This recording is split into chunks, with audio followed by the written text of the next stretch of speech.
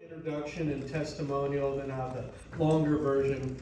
Anybody who came to the last meeting that Evan Moss spoke at, it was really an incredible discussion. It was one of the best discussions that I've heard on race, and it proves that, it doesn't have to be about division and, hate. It's really can be about coming together if you have somebody who knows how to conduct it. It was a very powerful experience, so we're really in for something special tonight. And I'll just give some background on Evan, and I'll let him tell the rest. He's an anti-racism activist based out of Santa Cruz, California. Born and raised in Arkansas, he comes from a family known for driving change in their community. He's been actively thinking about race, about his skin, and how it impacts his reality since the first grade. His philosophies regarding race evolved quickly when he moved to Las Vegas in middle school, and again when he moved to Pittsburgh to attend Carnegie Mellon University. His activism began in full earnest 8 days after George Floyd was killed, when he first gave a presentation titled "Let's Talk About Race" that went on to become a movement within Apple and beyond. In this presentation, he articulates the experience of witnessing George Floyd's demise from the perspective of a black father. In his own words, he says, "I want to enable people who feel they don't experience racism directly to stop saying, 'I can't understand,' when conversing with someone who does. I want to help the victims who suffer in silence to realize the power that lay dormant in their stories waiting to be told, in their experiences waiting to be shared." His motivation is simple. One day, his two mixed-race sons, currently ages 1.5 and 4 years old, will ask him to explain all things race. He'd rather get it wrong before thousands of strangers if it means that he gets it right for Brixton and Hendricks. Get ready, everyone. You're in for a transformative experience. Please give a big, warm welcome to Evan Moss. Thank you.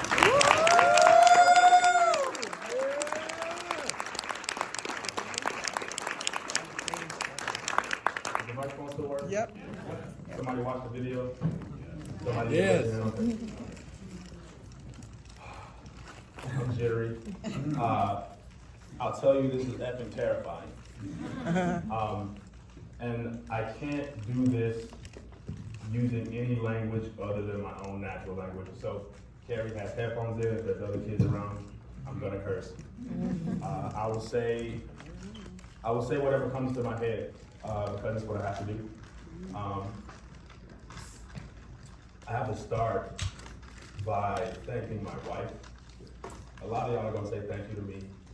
Yawn. But I don't thank my wife enough. I wouldn't be on the stage if it wasn't for my wife. The story that I told, Let's Talk About Race, is I believe the best story that I've ever told, and I fucking love telling stories. When I walk down the sidewalk and I'm like just mindlessly thinking, I'm mindlessly thinking about how am I gonna tell this next story the next time I have a conversation with my mom. Like, that's what I think about. And the fact that I can say this is the most important story, the most amazing story ever told, means a lot to me. But if my wife wasn't in my life, I would not have ever told it. So many people, so many not black people have failed me throughout the whole course of my life.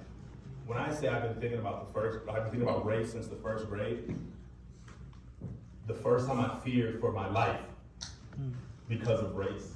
The first time, like, I witnessed my sisters, I remember the white lady in this big white dress with big red polka dots looking down at my 13-year-old sister and screaming at her, viciously, being angry at her for selling her daughter a cup of lemonade. That was my memory that I carried with me into the first grade when I saw Mr. Moss, the white lady. And I remember thinking, as my mom left me, is it safe for me to get safe for me to be alone in the room with this lady right now? Like, that's what I've been thinking about since the first grade. And every time I think about trying to have a conversation with white people, they say, I don't understand what you're going through, but I'm here to support. And I'm so fucking happy that my wife didn't say that. For me, we have two mixed race kids, and this is why I'm here today. I don't do this out of the goodness of my heart, because in America, being anti-anything is dangerous. Yes. Being anti-anything can get you killed. It can cause you to lose your job, your reputation, everything. And why the fuck would I be on this stage? Yeah. When you look at the news and you see how many black people are being killed for doing less than I'm doing right now, why the fuck would I be on this stage? Because I have no choice. That's right, Evan. Because I have a black kid that looks just like me, who is going to grow up. He is days away from starting in first grade. August is a long ways away. But also every moment I stop and think about it, he's getting closer and closer and closer and closer and closer and closer to the fucking day that I started being tormented by race. He's getting closer to the day that I started to hate my skin because I don't look completely black. I'm not as dark as this lady, I'm not as dark as that person back there. And I remember in the first grade, kids looking at me and, oh, you're mixed. Evan, you like to read, you're not a nigga. And I remember like the anger that I felt knowing I'm not white, knowing how much my family went through because they were black. Growing up in Arkansas in the 50s and the 60s, the last thing I grew up wanted to be called was white. And now, I got a half-white son that looks just like me. How am I gonna help him deal with the same situations I dealt with, knowing I failed when I was in his position? Knowing that I didn't have the words when I was in his position, knowing I didn't have the mentorship when I was in his position. How do I deal with that anxiety? How do I deal with that fear? You saw my first son. You saw Brixton, the one that looks like me. You did not see Hendrix, who looks like her, with blonde hair and blue eyes and white skin. How the fuck am I going? A black man from the South, with black family from the South, with black family who literally led boycotts and led protests. How am I gonna teach this half-black white kid how to manage race, how to deal with race, how to look at his cousins and not say, I don't understand what you're going through, but I'm here to support. I could ask y'all for a list of books, like people ask me. People watch my presentation. Evan, thank you for what you share with us. Do you have a list of books that we can read to learn more? No. No. Exactly. I didn't learn what I know now from reading a book.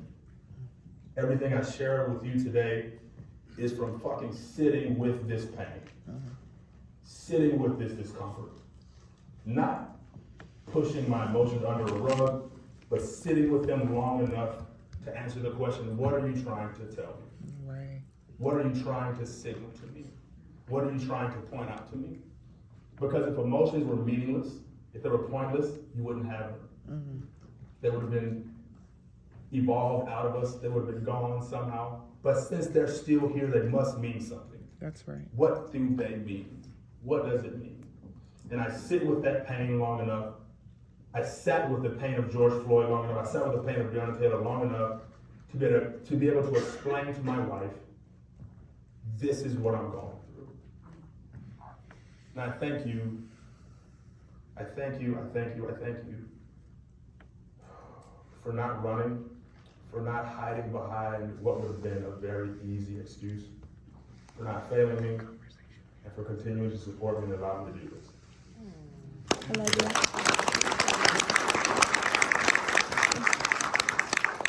Everybody has race. Everybody fills out, you answer the question, what's your race when you apply for jobs, when you apply for college, when you apply for Medicare, when you go to the doctor, you answer the question, I'm black, I'm black, I'm black, I'm black. Fuck, they don't have black, I'm African. We all do that, but the guy who came and told that corny joke was nervous to tell that corny joke. Yeah. When he was invited to come up on stage and tell a joke. Yeah. Like, we are all so afraid to talk about race. Yes. We've all just blindly accepted that this is something that you can't talk about. Black people, no, I don't talk about race with white folks. That's right. White people, oh, I'm colorblind. I don't see color. I don't see race. That face. I don't want anybody to be colorblind. That's right. Because ask me what's the best food, black food. Ask me what's the best music, black music. Ask me what's the best dinner party, black dinner party. Ask me who I'm trying to hang out with on Christmas, black folks. Yeah. Who has the best Thanksgiving, in my opinion, black folks. Yeah. And I love that. I love talking to you about that. I love sharing you what does family dinner look like in my black house. I love talking about that. I love talking about the emotions, the feelings of that. And if you refuse to see that, you refuse to see an aspect of myself that I absolutely love. And you refuse to see an aspect of myself that gives me so much. Since we all have race, but have you ever asked the question, asked yourself the question, really sat with this, what does race add to your life? Black folks are quick to be like, proud to be black. Black power. What does that mean to you? Why are you proud to be black? For me, this black skin is just proof that maybe I could do some impossible shit. Because a whole lot of impossible shit had to be done for me to stand on the stage. Yes. When I think about what must it have been like for my grandfather, who was born in 1904, my grandmother, who was born in 1920, who had 7 kids living in Arkansas. My mother was born in 1956. Her younger sister, born in 1957, and everybody else was older than her. What was it like when Emmett Till was killed? How in God's name did my grandfather leave the house? How did he send his 7 kids out at 6 in the morning to go pick cotton after he saw what happened to Emmett Till? How much fucking harder must it have been for my grandfather to just exist, to just live, to continue to provide for his family, to continue to be a role model? How impossible must that have been? But he did it. And I know he did it because I'm standing here. And I know he did it because my mom was a fucking beast at raising me, and she refused to let me be a victim, to let me be a statistic. And for me, Black History Month is a time where I have extra permission to be an asshole when it comes to making sure I acknowledge all of the impossible shit that my family already did. F this meeting at work. I'm gonna go do some black shit. I'm sorry to everybody in this meeting today, but I'm talking black today. Like that's my mentality when I walk around in February. And it is my goal this month to do as much as I can to acknowledge and appreciate and honor the effort that allowed me to be on the stage. Thank y'all for adding to that. We never talk about the repercussions, the detriment of, as a people, deciding not to talk about race. What does that do for you? Think about cancer. Cancer doesn't care if you talk about it. It'll still kill you. Not talking about racism doesn't make racism go away. It doesn't make race relations any better. It does make it better if you talk about it, but all it does, if you don't talk about it, is ensure that you won't have the words. That's right. When you have to. Yes. But understand, I didn't have a choice to talk about George Floyd with my wife. It was either talk about George Floyd with this white woman, get this white lady to understand, or you will fail as a father. Get this white lady to understand what you are experiencing right now, or you might lose your job because you are barely functioning right now. You might lose everything. Your son is 2, and you might already have failed him if you can't get your wife to understand, if you accept this. And at the time, I didn't have the words. The one thing I've learned, the most important thing I've learned, is just a skill to feel this pressure. The same pressure, you heard it in his voice. When he came up and started to tell the jokes, you could hear his throat tighten a little bit, he was nervous. It's a skill to be able to feel that pressure, to feel the weight of it, and still to be able to show up. Still to be able to tell that joke. Still to be able to have confidence in a meeting, still to be able to stand up for yourself.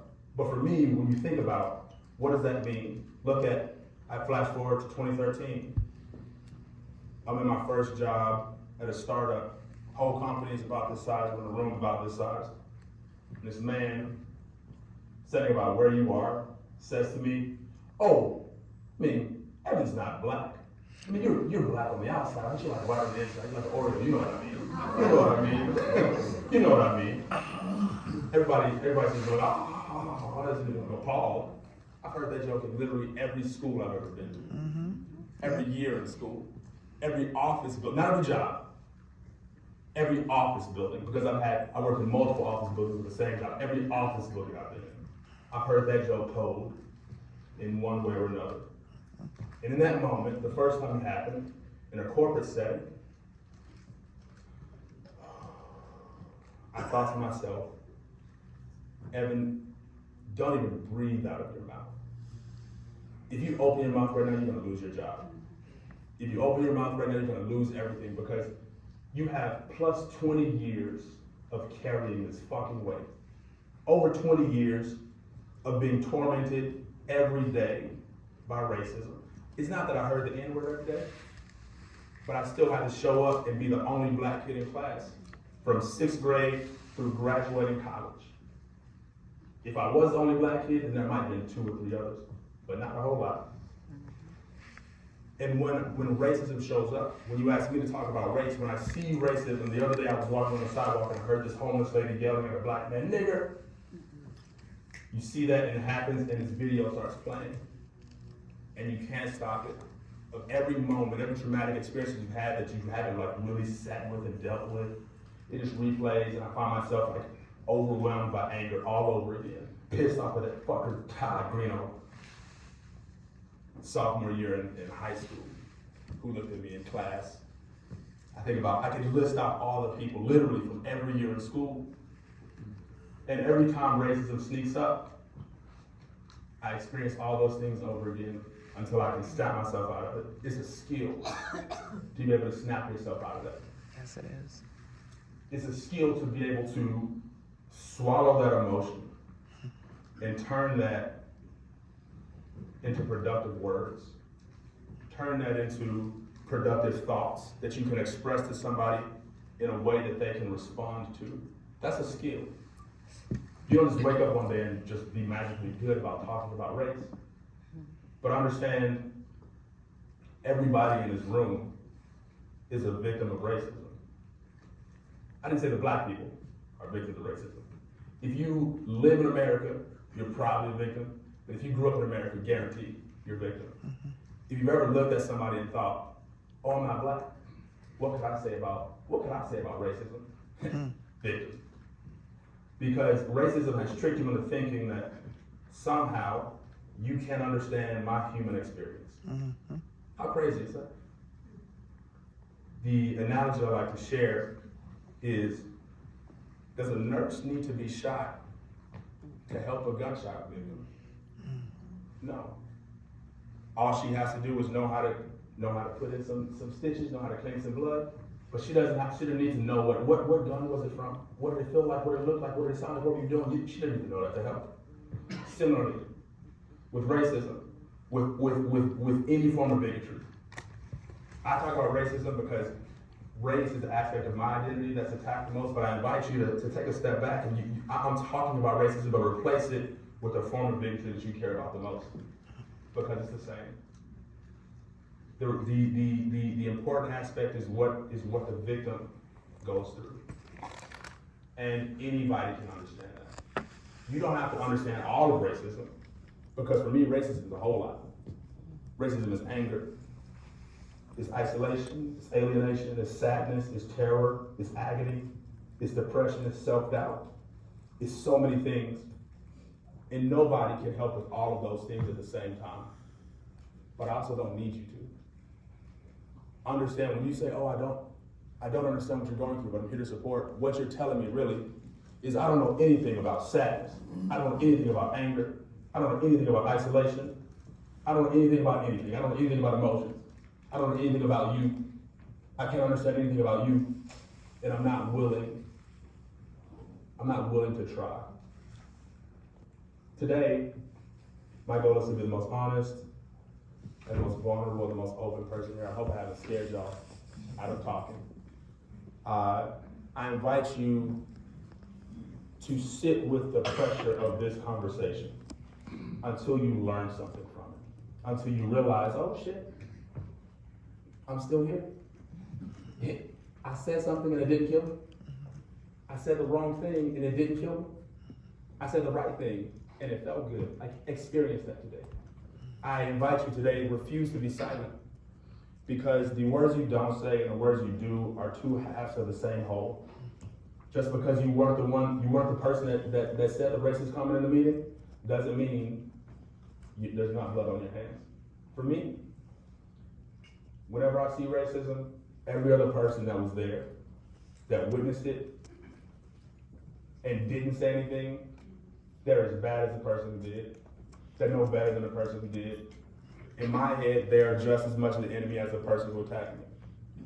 And so I invite you today, if you feel something, if you have a thought, if you feel the urge to come standing behind this mic, don't run from it.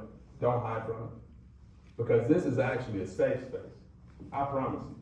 I'm not going to attack you. Say whatever you want. You won't offend me. You won't hurt me. If you say the wrong thing, we'll recover. We'll recover together.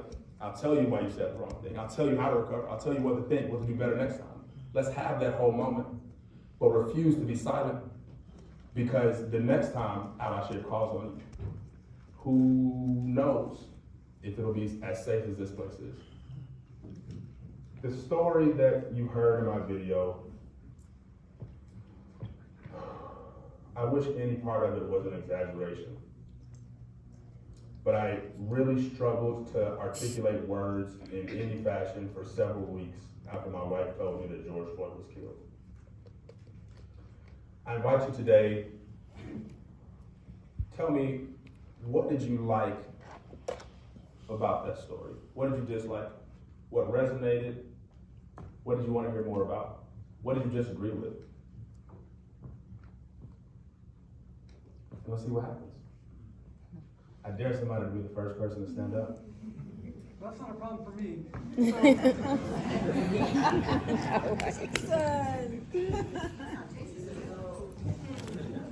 Is this on? Something you said a minute ago. Who are you? Oh, I'm Jason Weiselman. Thanks for asking. I'm a member of Oakland Rotary number 3, and I do not have a problem ever talking out loud, regardless of the effect it has and the trouble I'll get into or not. Because I too believe in honest and open communication at all times, because it's easier to fight about something we've said than not have anything to say because we didn't say anything. And even though I want to answer your question, I actually want to go back to choosing only Black History Month, which is only 28 days, to be black. Like your blackness, you know? Your blackness is what makes you unique, like you said before, and like you think the best Thanksgivings are with black people. You gotta come out to a Jewish Thanksgiving. If you don't know what you're missing, like, let's trade and see who's louder, who's funnier, you know, all those things. The food, like God knows the food you're eating compared to the food I'm eating, but they're not the same, right? So I don't think that's race, actually. I think that's cultural, but we'll have that conversation at the third time you come and speak to it. What I loved about your YouTube video is the rawness, the honesty, right? So you put all your shit out there and you say, okay, you know, you assume, because men assume this a lot more than women, that you can't be honest in front of other people, especially men, because then they're going to judge you for not being a man. So it's not even about race at that point. That's just about your own masculinity. And that's cultural too, of course, because Jews, they love to cry with other men. And, you know, in your race, it's not that way. And it's starting to be talked about more, but I've had friends of color my whole life who would never, you know, who would say to me, to my face, dude, you can't say that about your girlfriend or whatever, because people would think you're, you know, not a man. And I've had to have that conversation just about emotion. So I'd say to you, the thing I liked mostly about the video and when you get up here is your emotionality. But you didn't answer my question yet, which is, why not just be yourself and express your blackness all the time? Because who gives a shit? Okay, I'm done. A lot of people give a shit. Right, but why care is what I'm getting at. Because we'll die. Because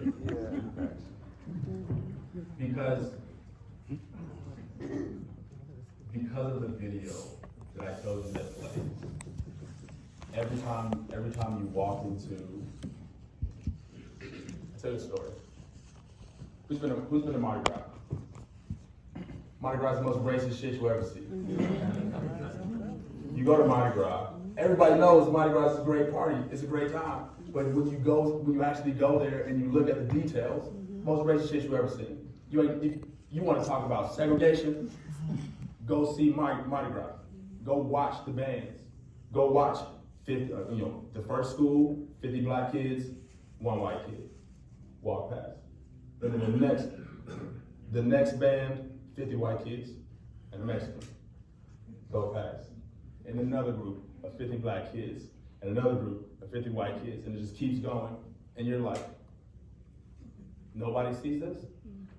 When I think about Mardi Gras, I remember standing there with a white guy, an Asian guy, a Puerto Rican, and a black woman.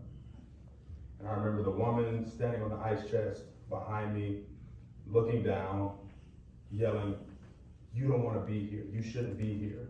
This isn't your place. You should get out of here. You need to get out of here. You shouldn't be here. You don't belong here." I remember looking up at the man that shoved my friend Kayla. I remember when it happened, me realizing, why am I catching them? This grown man shoving my two women to the ground, and realizing, oh shit, somebody might die today. Like, this is happening. This is really happening right now. And I'm looking at the people around me. I'm literally in the middle of a crowd at a parade, and I'm seeing the people seeing this happen, and I'm seeing nobody do anything. I'm seeing this man standing here holding what I assume to be a 6-year-old son, watching this happen and say nothing. Say nothing. And I remember knowing, I'm surrounded by these motherfuckers. How can I get away? I'm literally enclosed. I can't run fast enough. And because of other racist experiences in my life, I know not to turn my back on this person that just assaulted my friend. When you say who gives a shit, it is now when I walk into a conference room and I look up and I realize I'm the only not white person in the room, is there gonna be somebody on a fucking cooler behind me yelling, "You don't belong here"? Do they look at me and they think that same thing?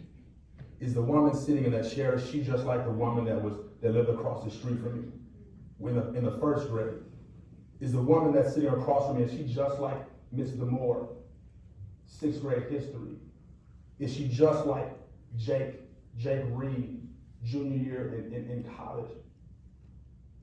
You have to wonder those things, not because I want to, but because that's what trauma does to you. Because every time you turn on the news and you know, there's going to be a story about a black man being killed. If I fuck around and turn to the channel where CNN, I might see a black body. When you know that, and it gets proven to you over and over and over again for your whole life, and you say, who cares? Me. I do.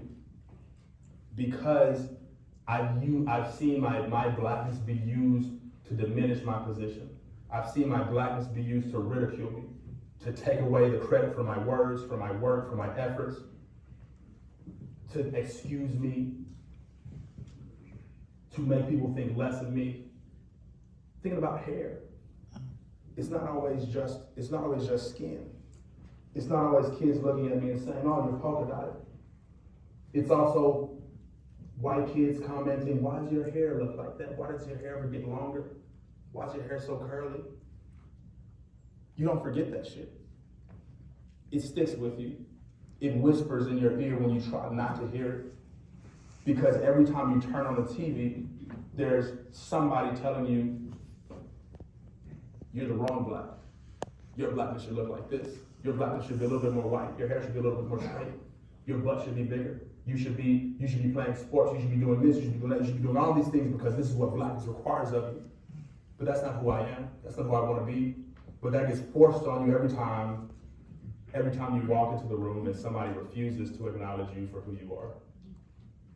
Every time somebody refuses to acknowledge, you know, that they see color.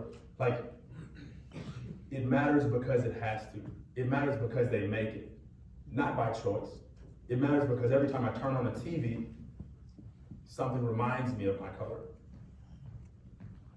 And yeah, I'll leave it at that. I like you.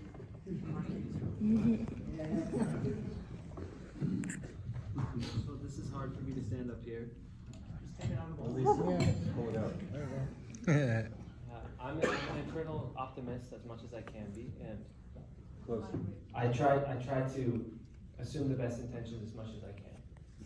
And when it's clear that it's racism, it's hard in some ways, but it's a lot easier in a lot of ways. When somebody says towel head, sand nigger, Iranian, although those instances are rare in my life, they don't happen all the time. I'm like, oh, well, now I know where you're at. I know how to react to this. The trouble I have is when I don't know, and I'm not sure. And my eternal optimism and my assuming best intentions of people try to justify things and give context other than racism to the situations. And I find that the hardest. And I want to know your intake on it. Good question. My take on when you don't know if it's racism.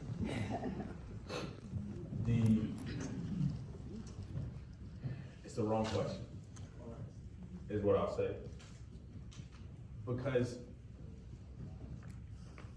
the more important part is not the answer to the question, but the fact that you have to ask it in the first place.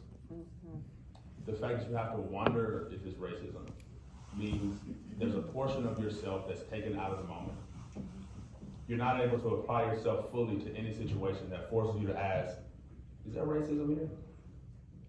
Is my ethnicity, is the color of my skin, is that somehow going to impact the outcome of this situation? If you're wondering that, then there's a portion of yourself that is not focused on the task at hand. And regardless of anything else, no other logic, no other fact is going to negate that one detail, that you are not able to fully apply yourself to whatever you're doing. When I think about, I'm a project manager at Apple. My job is hard as hell. And people who can't apply their full self to this job don't last. When you think about, you know, not just corporate roles, but other activities, other things you do that require your full self, you are at a detriment. You are at a disadvantage if you have to walk into that situation wondering, is that racism? And so it doesn't matter if you can prove it or not. If you have to ask the question, you're already at an offset. You're already disadvantaged. The odds are already against you. And so it's better, instead of wondering, to have some sort of certainty around what do you do if it is? What do you say if it is? How do you ensure that no matter what, if somebody brings color into the situation, if somebody brings up your otherness, not just color, if they bring up your otherness, what do you do to defend it? What do you do to disarm the argument? Before I started talking about race every day, before I shared the presentation that you watched live some 30 times, before I started facilitating this workshop, I didn't have the words to say. There might only be one way to express my emotions, my thoughts, but I was never certain would I be able to get to the end of my sentence before my emotions overwhelmed me. And if my one sentence doesn't work, I don't have any more. What do I do next? Do I just walk out of the room and leave? That's crazy. But now, be racist. Because I got infinitely many ways of articulating why you're an idiot. I will sit here and just enjoy myself. Somebody bring me a meal because I'm about to melt this person's brain talking, and I'll do it with a smile on my face. I might get angry a little bit, but I'm smiling on the inside because of the practice that I've had doing this. And so now I don't even have to ask the question, is it racism? Who the fuck cares? Not me. Because if it is racism, I got it. I know how to deal with it. I know how to come out of that situation. I know how to articulate myself. I know how to articulate my value. I know how to articulate my worth. I know how to articulate why what you're doing is wrong in enough ways that I can leave the situation a winner. I can leave it with my dignity. I can leave it knowing whatever comes next is gonna be better than what I just left. And so it's less about, was it racism? And it's more like, ooh, what's the fastest way to burn that bridge? What's the fastest way to make other people realize the egregiousness that I see? And so that's more important. It's not so much, can I see it? Can you deal with it? And for me, somebody come into their emotions. For me, the easiest way of doing that, the easiest way of getting to the point where you can defend yourself against racism, against bigotry, is to identify, what do I feel in this moment? When racism shows up, what do you feel? What's the experience? What does that do to you? What does that mean to you? What does that take away from you? And your awareness of that allows you to be intentional about preventing those things. It allows you to be intentional about building yourself up in those areas.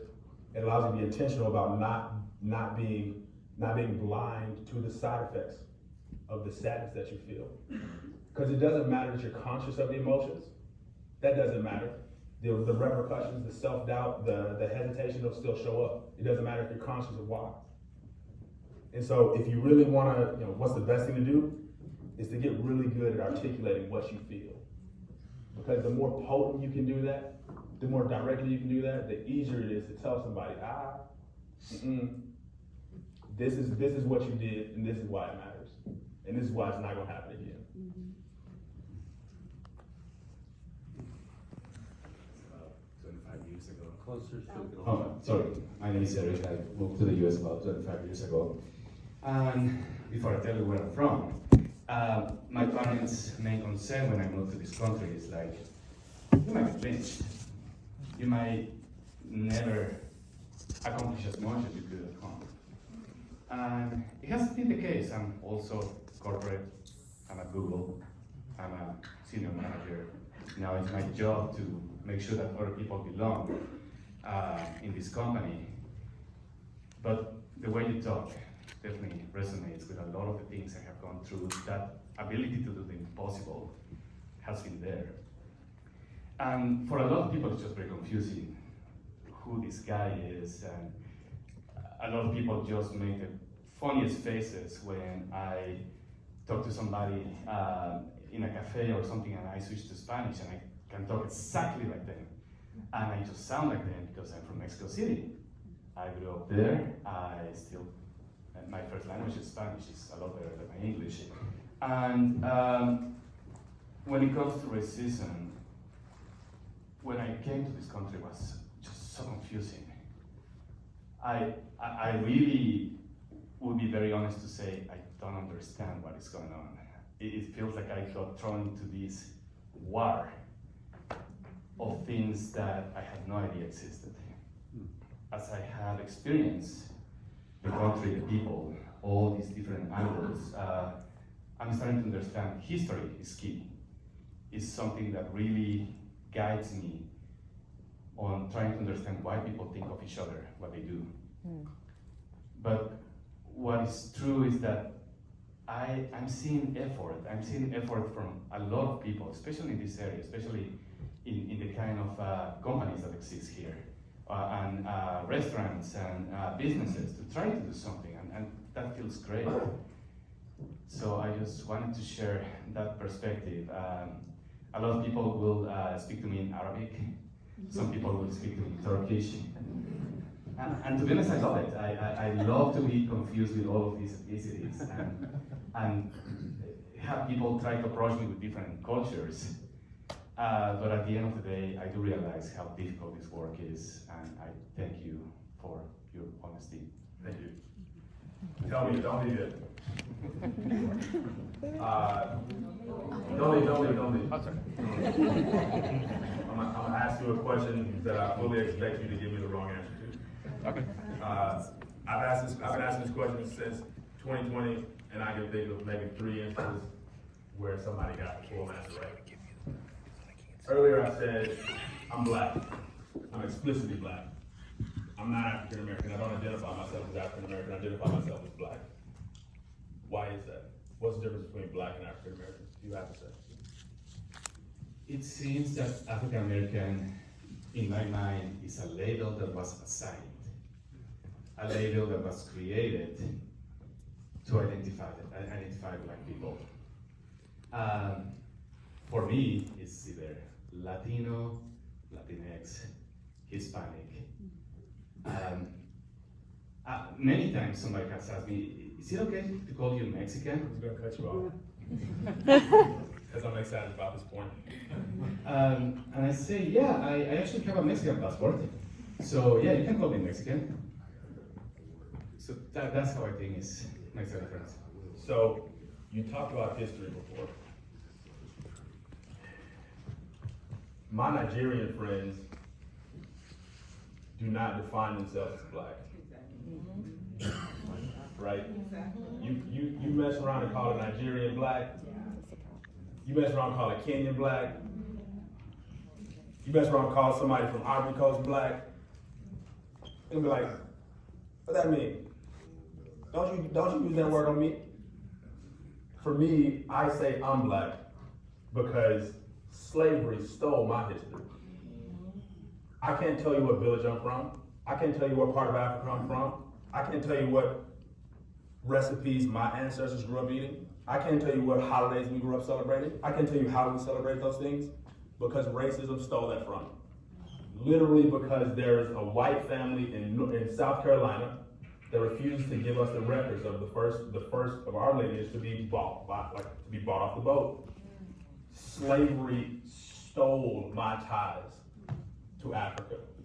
And if I was to say I'm African American, I should be able to say something of that, tell you something about my Africanness other than the fact that I got black skin. And so for me, I say that I'm black as acknowledgement of what my family had to go through for me to be here. Of the culture, of the practices, of the beliefs that they had to put together to maintain some semblance of normalcy, some semblance of sanity, to just exist, to just survive long enough for me to get here. That's what it means when I say I'm black. That's why I say that I'm black. And the history that you talked about, race is the aspect of our society that accounts for the unique histories that made each subculture. Why is it important to say I'm black? Because it was blackness that caused my grandfather to not be able to finish school. My grandmother didn't graduate high school, not because she wasn't smart enough, not because she wasn't capable, it was because she was black. And the world had circumstances that prevented her from being able to proceed. Why did my mom grow up as she did? Why did my whole family go to segregated schools? Because of race. My grandpa, it would have even been legal for me to have my kids if I had been born in my father's generation, my grandfather's generation. If I was born in the same year as my grandfather was born in, my kids would be illegal. I wouldn't be able to marry my wife. I would be afraid for my life if people knew this was my wife because of race. This is super important. I would ask you, does everybody with your background would have the same view? No. The only thing that I have in common with all of the black people, with all of the black men, I heard this in the museum earlier. The only thing I have in common is the way that white people perceive me. You get 100 black men in a room together, what do they have in common? The fact that white people are afraid of them. That's about it. Does every Mexican love tacos. No, It is a very different experience, yeah. Everybody loves tacos.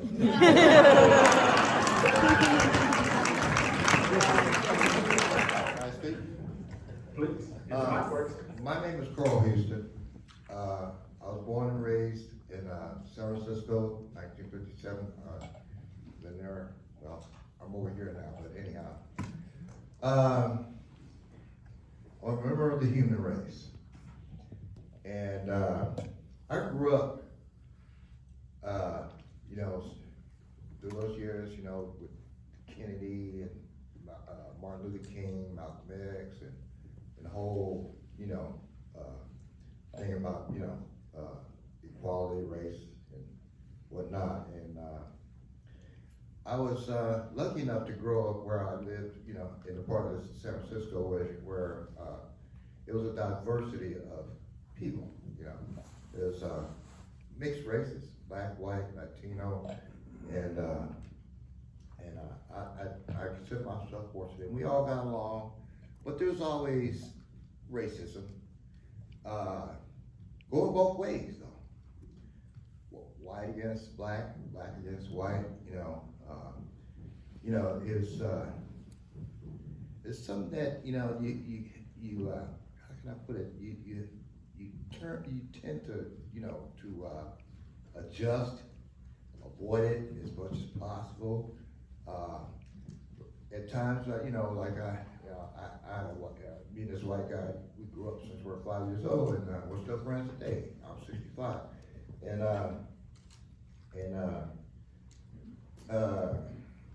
he would look out for me when we were in, when we're in like Russian River, you know, where it's always white, and they said, "What you doing with that nigga?" And he said, "Oh, fuck you," you know. And vice versa. When he's with my friends, you know, hanging out, and they said, "What you doing that?" I said, "Shit, that's my partner," you know. But you know, that was how should I say, eye-opening and cool journey, you know, because it never really got bad or something like that. But I'm just saying that, you know, racism is not gonna go away no time soon. But understanding it in some ways, I think maybe we can, not make it easier on our children and, you know, the kids that are growing up and say, look, you know, just because of color of skin, we all look at all of us. Who's white, who's black, who's gray, who's blue? We're all people, you know? I mean, you know, just because I'm a little darker than you, yeah, when you get your suntan, you can be just as black as me, you know? So I'm just saying that, you know, it could be easy. It's not gonna be. It starts with teaching and parenting and a whole lot of other things that I can't, you know, necessarily come up with. But you know, this world is stupid enough as it is. So, you know, racism doesn't have to be so bad. You know what I mean? The Jews and white Jews. Why? They look white to me. You know, what the hell? Oh, I did want to touch on this one thing that you mentioned, and this number, shut up. The thing about African American on the you know, the stuff you fill out, you know, paper stuff. Are you white? You Mexican or whatever? Now, one thing is, I ain't never been to Africa. And I'm a black American. We have been called colored, Negroes, now we're black and all this. Okay, but how the hell you call me a black African? Look, I mean, an African American. I'm an American, I'm a black American, and you're not an Italian American, you're not a Mexican American. You know what I'm saying?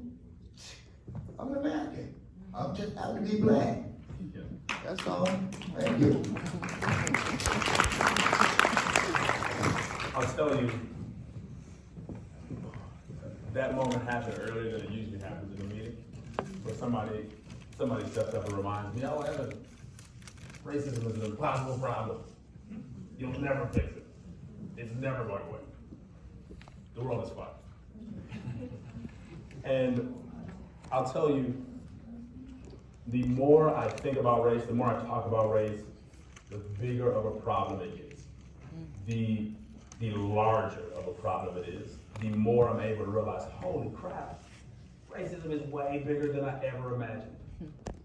But at the same time, every day I learn of new ways that my story has changed the world. I am going to laugh my ass off as soon as all of y'all are out of this room. And I'm just gonna sit here and just be like, I can't believe that just happened. Sydney, can you believe how far we have come from giving this presentation in the garage? Yeah. The first time I told this story, I closed my laptop and thought like, oh shit, I just lost my job. I know I lost my job. I'm gonna sit here for a moment before I like apply to Facebook.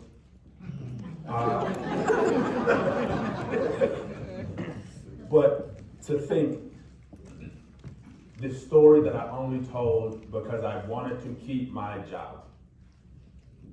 This story that I only told because I didn't want my wife to look at me again and say, Evan, what's wrong with you? To think that story has now impacted tens of thousands of people. I think the last time I looked on YouTube, some 5,000 people have watched my videos. Get out of here. That shit is crazy. I'm one person. I didn't take a history class in college. I didn't take a class on public speaking. I don't know what I'm doing up here. I'm just talking and y'all happen to be smiling back, but that's it. And to think that one person could impact thousands of people, get the fuck out of here. With no training, get out of here. While still having a job, get out of here. While living in California, where half these people don't even believe, like don't even know what racism is and never see racism, like get the fuck out of here. What if all of y'all did something like that? Right? Like my point is, your story has power. Your story has power. Because how many people look like you and never had a positive experience with a white person? How many people in your generation look like you and never had a productive moment with a white person? Never had an honest moment with a white person? Never had dinner with a white person? Never invited a white person to their house to sit down and have an actual relationship with them? I asked earlier, I mentioned this earlier. Ponder, what has racism stolen from you? Because I'm telling you now, if you're in this room, racism stole something from you.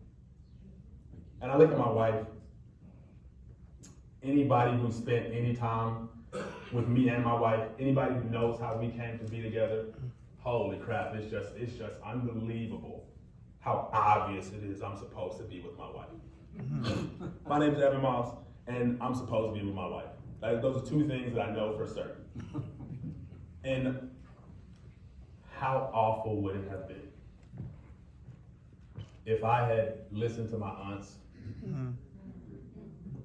and forced my reality to marry a black woman? I wouldn't be on the stage. My sister is black, obviously. She married a black man. And when I saw the first photo of their son, I thought, why couldn't my baby look like that? Y'all laugh, but really, I looked and thought, man, look at that beautiful chocolate kid. I want his skin. I wish my skin was all brown, all one color, like his. When I was growing up and I imagined having a kid, I imagined Titus. But that's not what happened. How much would I have lost if I had succumbed to racism? If I hadn't forced myself to listen to love? What would my life be if I had let racism steal her from me?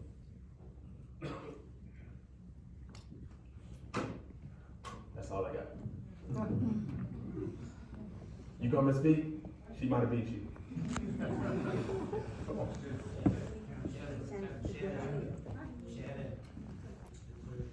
Oh, I'm sorry, why?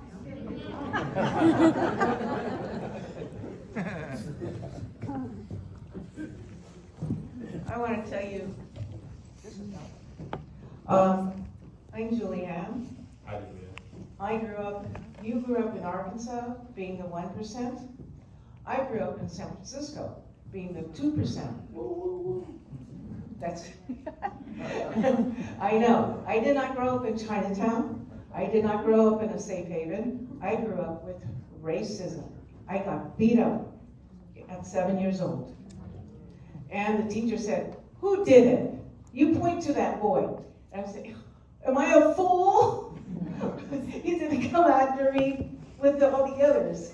But you know something? You made it, and I made it, and I'm proud. But there's one thing that's really aches me right now, is everyone now is talking about Asians, where when I grew up, there was no Asians. There was just a Chinaman, and we got really bad vibes, like ching tong tong, ching tong tong.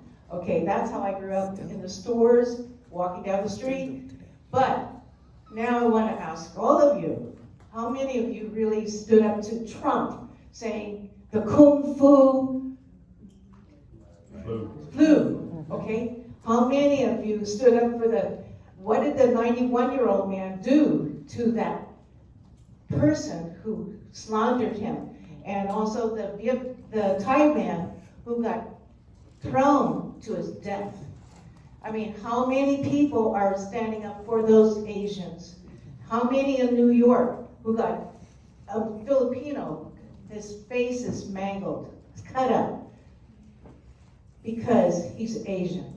So what I would like to see more people standing up to this Asian atrocity, because you've experienced it as a black man, and I'm experiencing since I was a little girl.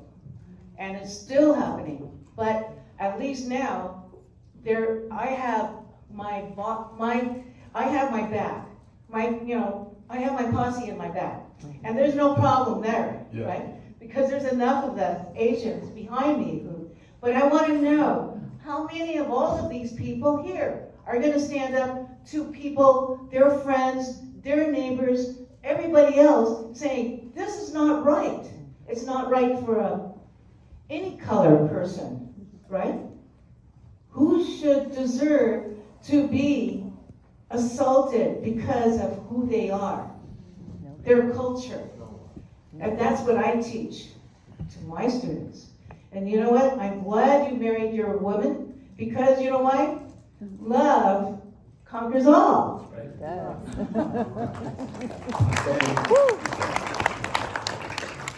I'm gonna respond somewhat indirectly to that. I remember so vividly so many white people saying, "Oh, I'm white. What could I do about race? What can I say about race? What can I do about racism?" I'll tell you with certainty, I wouldn't be on the stage if it wasn't for a white woman. Because I gave that presentation the first time, I closed my laptop, and she texted me, "Evan, I'm sorry I couldn't speak on the call just now. I was crying too hard. There's 25 engineers that need to hear, there's 25 engineers that report to me, and they all need to hear this message, and I'll make sure that they show up if you're willing to share it again." And if that white woman hadn't have opened her mouth and said what she said, I would have never shared that story a second time. But even more, even before the white woman Laura stood up for me, helped me out, it was an Asian lady, it was a Chinese lady, Christine, that read, I saw what happened to George Floyd, and I posted some angry shit on Facebook. Don't want to read that a second time. She read that and responded, "Evan, thank you for what you've said already. If there's anything more you're willing to say, I need to hear it. I'm willing to listen. If you're willing to say anything more, I want to hear it. I want more of your perspective if you are capable of sharing it with me." And when she asked that question, I thought to myself, wait a second, that's a first. I'm so used to people being like, "Well, I'll just be black all the time. Who the fuck cares?" why not, like, I'm so used to people negating, denying my experience. I was absolutely, holy shit, she said she wants to hear it, she might believe me. Maybe I can tell these folks what's happening. Maybe it might be worthwhile to actually sit with this story, to sit with these emotions. It might be worthwhile to turn this cloud of darkness that is absolutely overwhelming me, to sit with that long enough to turn it into simple sentences, to articulate that into finite emotions, to simplify that into finite stories, finite experiences that I can share with somebody. And if it wasn't for an Asian lady, I never would have said anything. I never would have experienced all of the magic that comes with this journey that I've been on since I first started talking about this. And so, for me, the more I spend time with this subject, the more I realize Asian hate is the same as black hate, is the same as any kind of hate. The specifics of what they say to you changes. Nobody's gonna joke about the shape of my eyes. Similarly, no one's gonna, where is she? No one's gonna joke about her, about how wide her nose is. That doesn't matter though. The more important aspect of that whole conversation is not what the aggressors did, not what the aggressors said, but what the victim felt. What was the victim's experience? What did they go through? Because that's the more important thing to address. And when you learn about that, you realize the experience, the emotions that a black victim feels are identical to an Asian lady. I had a conversation with my friend Christina. She talked about when race entered her mind. She said, the story she shared was she was at a sleepover in middle school, and they were all doing each other's makeup for the first time, and she closed her eyes, and they put the makeup on her eyes, and she said all of her friends were around watching, and she holds up the mirror, she opens her eyes, and she sees herself. And when she opened her eyes, all of her friends laughed because you couldn't see the makeup. And she said in that moment, like as she described the emotions she felt in that moment, I thought back, holy shit. That's what I felt like when Patrick Bell looked at me in the first grade and said, "You're not a nigga, you white."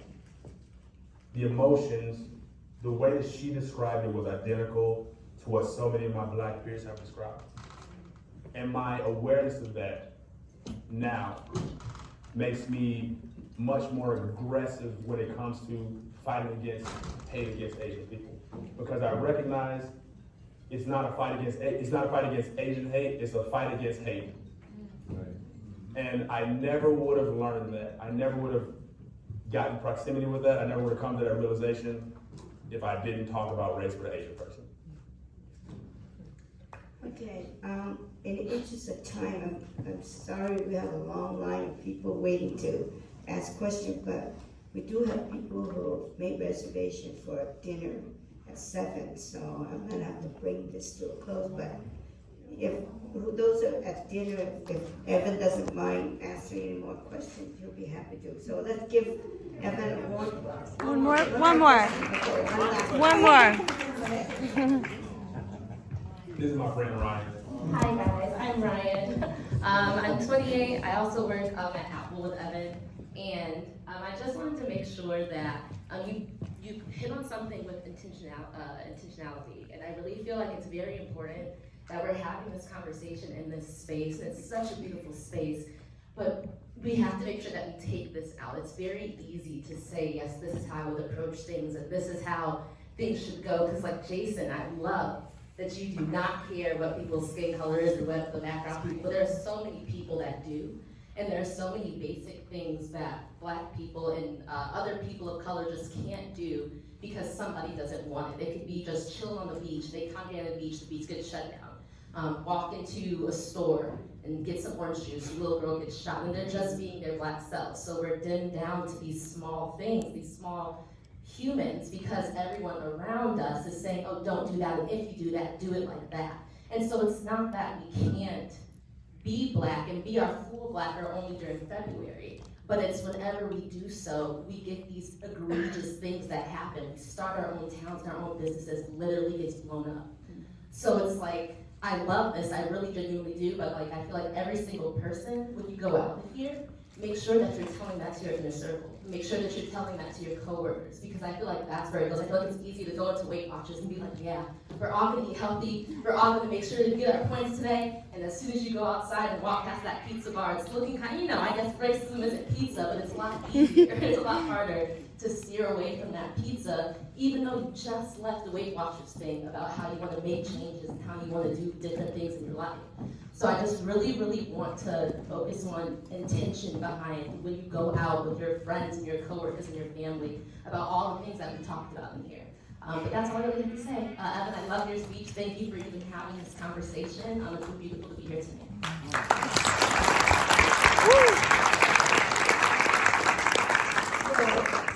Thank you, EvanMoss. I wanted to thank you for that bigger, you said, deeper dive into Let's Talk About Race, part 2, this may be a part 3. So, as you know, education is my area of focus for this year. And the Rotary Club of Oakland is proud to partner with Oakland Promise to offer 8 $10,000 scholarships annually along with mentorship. We are proud to support many as the first in their family to attend college. In recognition of your presentation today, Oakland Rotary will make a donation in your name to the Oakland Promise to support its kindergarten to college program for every child in the city. And we thank you, and let's give them a warm applause.